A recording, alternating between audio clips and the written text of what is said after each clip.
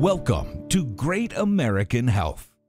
Let's talk about the arthritis connection. What exactly are the statistics on arthritis in this country? Well, if you had to take all the people suffering from arthritis and put it all in one vat, the statistics that is, you'd be looking at about 50 million Americans, which is that's a lot of people. That's a lot of Americans.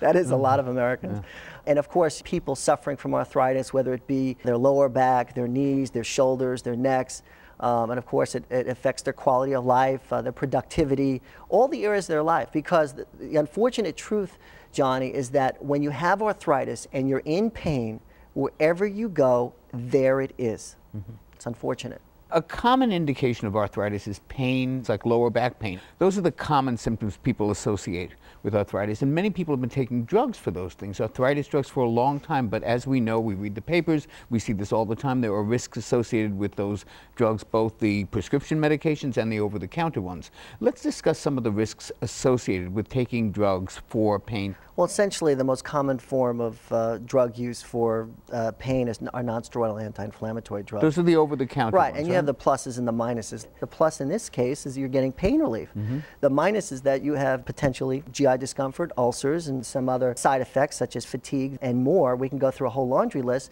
that you have to deal with. A lot of people are saying, you know what, I need to get out of pain. Mm-hmm. And so they take the NSAIDs. I can understand that helplessness that you feel because you're in a helpless scenario. So I can understand when people are taking these drugs, they feel a sense of helplessness because they are addicted to these drugs because it's the way to get relief. Well, of course, and pain is something that's always with you. It's like lower back pain. I mean, some of these things people live with, they're chronic, and they just are debilitating. It's the most common form. It is the most common form, and it really does impede on your entire well-being and way of life. I mean, it really does. Now, homeopathy is able to address these symptoms without any side effects.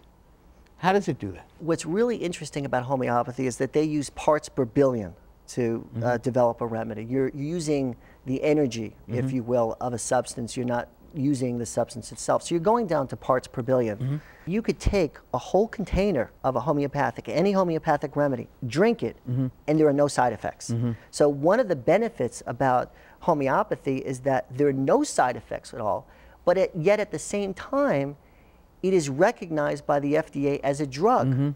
Unlike some of the other drugs that they may approve, which have potentially dangerous or deleterious side effects, here with homeopathy, there are no negative side effects at all. Right, there's none listed anywhere. No, I take my children to a homeopathic doctor. Yeah. I give my children homeopathy. Yeah. And it works. And it works. Thank you for your passion and your experience and your information. Thank you again for being with us. It's been a joy. Thank you.